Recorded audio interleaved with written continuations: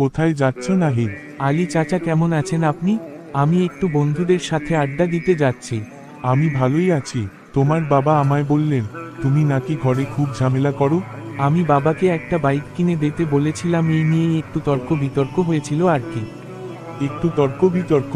আমি তো শুনেছি এই জন্য নাকি তুমি বাড়ি ছেড়েও চলে গিয়েছিলে। না, ওই আর কি একটু রাগ করেছিলাম। তুমি মা বাবার সাথে কখনো রাগ করে কথা বলো না। তারা তোমার শত্রু না, তারা তোমার সবচেয়ে বড় আপন মানুষ। তুমি মনে রেখো, বন্ধু হাজারটা পাওয়া যায়, কিন্তু মা বাবা শুধু একবারই পাওয়া যায়।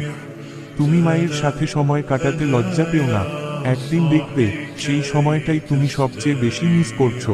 তুমি যখন বড় হওয়ার স্বপ্ন দেখো, একবার ভাবো তোমার জন্য তোমার বাবা কত স্বপ্ন ছেড়েছেন। তুমি আজ যদি মা বাবাকে কষ্ট দাও, কাল সাফল্য পেলেও সেই আনন্দটা পুরো হবে না, কারণ আশীর্বাদ ছাড়া সুখ পূর্ণ হয় না। তুমি বুঝে নাও, মা বাবা বকা দেয় মানে তারা তোমাকে ঘৃণা করে না, তারা ভয় পায় তুমি যেন ভুল পথে না যাও।